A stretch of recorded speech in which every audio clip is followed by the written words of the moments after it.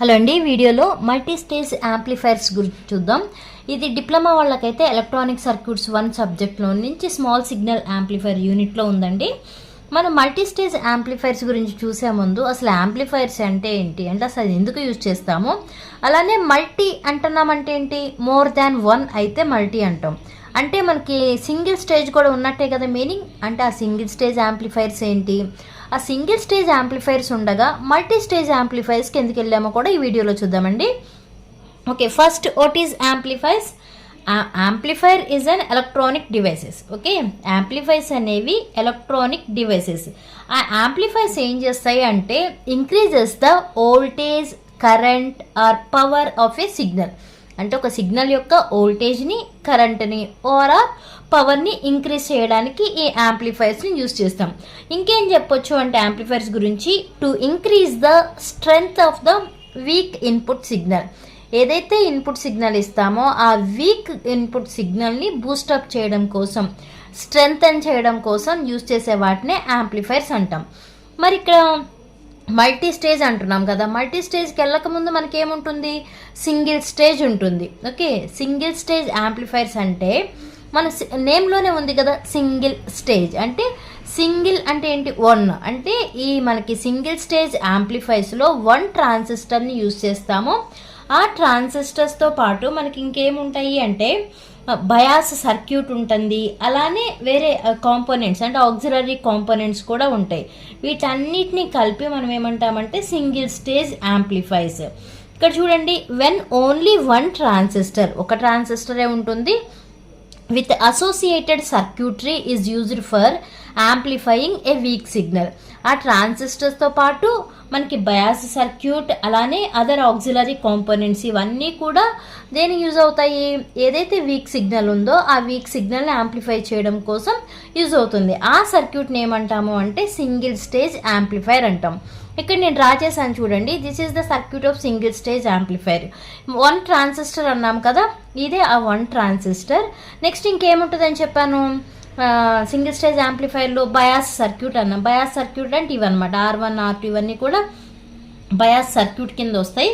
Next other auxiliary components అంటున్నాం కదా, other auxiliary components అంటే ఇవన్నమాట, CE RE ఇన్పుట్, ఇవన్నిటిని కలిపి అదర్ ఆక్సిలరీ కాంపోనెంట్స్ అంటాం.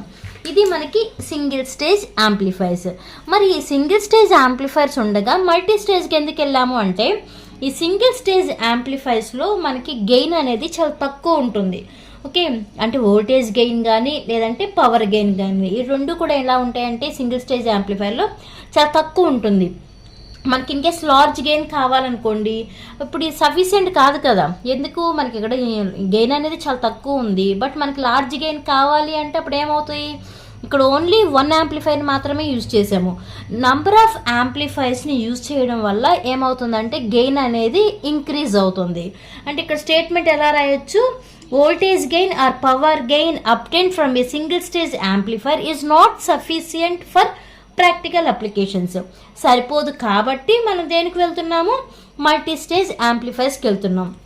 మల్టీ స్టేజ్ యాంప్లిఫైర్స్ అంటే ఏమంటున్నాం, ఇక్కడ సింగిల్ స్టేజ్ కాబట్టి ఒక్క యాంప్లిఫైర్ని యూజ్ చేసాం. మల్టీ స్టేజ్ అంటే మోర్ దాన్ 1, 2 ఆర్ మోర్ స్టేజెస్ని యూజ్ చేస్తాం. ఆ 2 ఆర్ మోర్ స్టేజెస్ని కూడా మనం క్యాస్కేడ్ చేస్తాం. క్యాస్కేడింగ్ అంటే ఒక స్టేజ్ అవుట్పుట్ని తీసుకెళ్ళి ఇంకో స్టేజ్కి ఇన్పుట్గా ఇస్తాము, అలానే సెకండ్ స్టేజ్ అవుట్పుట్ని తీసుకెళ్ళి థర్డ్ స్టేజ్కి ఇన్పుట్గా ఇవ్వడమే క్యాస్కేడింగ్ మీనింగ్. అంటే a transistor circuit containing more than 1 stage of amplification is known as multi stage amplifiers. అంటే ఇక్కడ నేను మల్టీ స్టేజ్ యాంప్లిఫైర్స్కి సర్క్యూట్ వేశాను.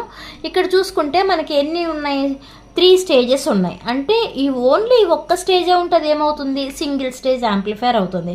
బట్ మల్టీ స్టేజ్ అంటే మోర్ దాన్ 1 అన్నాం కాబట్టి ఇక్కడ మోర్ దాన్ 1 మీన్స్ మనకి లార్జ్ గెయిన్ కావాలంటే 2 ఆర్ 3. ఓకే, 2 ఆర్ 3 యాంప్లిఫైర్స్ అనేవి కావాలి. అందుకే ఇక్కడ నేను 3 యాంప్లిఫైర్స్ తీసుకున్నాను.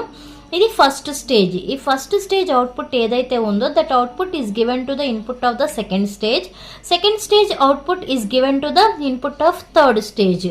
ఇలా మనం ఫస్ట్ స్టేజ్ అవుట్పుట్ని తీసుకెళ్ళి సెకండ్ స్టేజ్ ఇన్పుట్గా ఇచ్చేటప్పుడు ఇక్కడ మనం కప్లింగ్ డివైసెస్ అనేవి యూజ్ చేస్తాం. ఓకే, దాన్నే మనం ఏమంటాము అంటే ఆ కనెక్షన్నే క్యాస్కేడ్ కనెక్షన్ ఆఫ్ యాంప్లిఫైర్స్ అంటాం. అంటే ఈ second stage third stage connect అవ్వడానికి ఇక్కడ ఒక కప్లింగ్ డివైస్ని యూజ్ చేస్తాము. అలానే ఈ సెకండ్ స్టేజ్ని థర్డ్ స్టేజ్ని కలపడానికి ఒక కప్లింగ్ డివైస్ని యూజ్ చేస్తాము. ఓకే, అలా ఈ డివైసెస్లో మనకి ఎక్కువగా కామన్గా యూజ్ చేసే డివైసెస్ ఏంటి అంటే ఆర్సీ కప్లింగ్ ఒకటి. ఓకే, మనం మెయిన్గా యూజ్ చేసేవి 3 కప్లింగ్స్ ఉంటాయి. ఆర్సీ కప్లింగ్ ఒకటి, నెక్స్ట్ ట్రాన్స్ఫార్మర్ కప్లింగ్ ఒకటి, నెక్స్ట్ డైరెక్ట్ కప్లింగ్. ఈ 3 ఎక్కువగా యూజ్ చేస్తాం అనమాట. అంటే ఒక స్టేజ్ నుంచి ఇంకో స్టేజ్కి మనం కంబైన్ చేసేటప్పుడు ఇక్కడ యూజ్ చేసే కప్లింగ్ డివైస్ వచ్చి ఇవి RC coupling, transformer coupling, direct coupling. Okay, ఇలా నంబర్ ఆఫ్ యాంప్లిఫైర్స్ మనం తీసుకోవడం వల్ల ఏమవుతుందంటే గెయిన్ అనేది ఇంక్రీజ్ అవుతుంది, అలానే బ్యాండ్ విడ్త్ అనేది రెడ్యూస్ అవుతుంది. ఓకే, ఇప్పుడు మనం ఇక్కడ ఏమంటున్నాం, ఫస్ట్ స్టేజ్ అవుట్పుట్ని సెకండ్ స్టేజ్ ఇన్పుట్గా ఇచ్చినప్పుడు ఇక్కడ ఏమంటున్నాం కప్లింగ్ డివైసెస్ అసలు ఎందుకు యూజ్ చేస్తున్నాము, మోర్ దాన్ 1 స్టేజ్ ఉంది కాబట్టి. మరి ఫర్ ఎగ్జాంపుల్ ఆర్సీ కప్లింగ్ తీసుకున్నాం అనుకోండి. ఆర్సీ అంటే రెసిస్టెన్స్ కెపాసిటెన్స్ కప్లింగ్. ఆ రెసిస్టెన్స్ కెపాసిటెన్స్ కప్లింగ్ ఎలా అవుతుంది అంటే, కప్లింగ్ అంటే కనెక్ట్ చేయడం కదా, అంటే క్యాస్కేడ్ చేయడం. ఇక్కడ నేను డ్రా చేసిన సర్క్యూట్ ఏంటి, సింగిల్ స్టేజ్ యాంప్లిఫైర్ సర్క్యూట్. ఇప్పుడు అంటే ఇది ఓన్లీ 1 స్టేజ్, అంటే ఈ స్టేజ్ అనమాట. ఇప్పుడు సెకండ్ స్టేజ్ కావాలి. సెకండ్ స్టేజ్ అంటే ఇదే డయాగ్రామ్ ఇక్కడ వేస్తాం. ఓకే, ఇక్కడ ఏదైతే సర్క్యూట్ ఉందో అదే సర్క్యూట్ ఇక్కడ వేసి ఈ అవుట్పుట్ని తీసుకెళ్ళి ఇక్కడ సెకండ్ స్టేజ్కి అంటే ఇంకా వేరే సర్క్యూట్కి ఇన్పుట్గా ఇస్తాం. అలా కనెక్ట్ చేయడానికి ఏం యూజ్ చేస్తామని చెప్పాము, ఆర్సీ కప్లింగ్ని యూజ్ చేస్తాం. అండ్ ఆర్సీ అంటే రెసిస్టెన్స్ అండ్ కెపాసిటెన్స్. ఈ ఆర్సీ కప్లింగ్లో మన ఇక్కడ కలెక్టర్ దగ్గర మన రెసిస్టెన్స్ అనేది అంటే ఆర్సీ అనేది యూజ్ చేస్తాము. నెక్స్ట్ ఇక్కడ నుంచి సిసి అంటే కెపాసిటెన్స్ ద్వారా సెకండ్ స్టేజ్ యొక్క బేస్కి అంటే ఇంకో ట్రాన్సిస్టర్కి బేస్కి ఇన్పుట్గా ఇస్తాం. అలా RC coupling. Next transformer coupling తీసుకోండి. ట్రాన్స్ఫార్మర్ అనగానే మనకి 2 వైండింగ్స్ ఉంటాయి కదా, ప్రైమరీ వైండింగ్ అలానే సెకండరీ వైండింగ్. దానిలో primary winding of the transformer వచ్చి ఇక్కడ ఉంది కదా, ఇక్కడ ఈ ప్లేస్లో ట్రాన్స్ఫార్మర్ అనేది కనెక్ట్ చేస్తాము. ఇక్కడ మనం ప్రైమరీ వైండింగ్ ఇస్తాము. నెక్స్ట్ సెకండరీ వైండింగ్ ఇక్కడ ఉంటుంది. ఆ సెకండరీ వైండింగ్ ఫస్ట్ స్టేజ్ ఏదైతే secondary winding transfers the AC output signal directly to the base of the next stage. Next direct coupling అని ఏం లేదు. ఈ కలెక్టర్ టర్మినల్ తీసుకెళ్ళి డైరెక్ట్గా సెకండ్ స్టేజ్ ట్రాన్సిస్టర్ ఉంటుంది కదా సెకండ్ స్టేజ్లో, ఆ సెకండ్ స్టేజ్లో ట్రాన్సిస్టర్కి డైరెక్ట్గా కనెక్షన్ అనేది ఇస్తాం. అది అలా మనకి ఒక స్టేజ్ నుంచి ఇంకో స్టేజ్కి కనెక్ట్ చేయాలి అంటే ఇక్కడ మనం యూజ్ చేసింది ఏంటంటే, మీకు సిలబస్లో కూడా ఉన్నది ఈ ఆర్సీ కప్లింగ్, అలానే ట్రాన్స్ఫార్మర్ కప్లింగ్, డైరెక్ట్ కప్లింగ్ అండి. అవి సర్క్యూట్స్ చూస్తే అర్థమవుతాయి ఈజీగానే. బట్ ఇది మీకు introduction about multistage amplifiers. Next వీడియోలో మల్టీస్టేజ్ యాంప్లిఫైర్ కప్లింగ్ డివైసెస్ని యూజ్ చేసాం కదా, ఆర్సీ కప్లింగ్, ట్రాన్స్ఫార్మర్ కప్లింగ్, అలానే డైరెక్ట్ కప్లింగ్, ఈ 3 టాపిక్స్ గురించి చూద్దామండి. ఈ టాపిక్ మీకు అర్థమైతే లైక్ చేయండి, షేర్ చేయండి, అలానే సబ్స్క్రైబ్ చేయండి. Thanks for watching.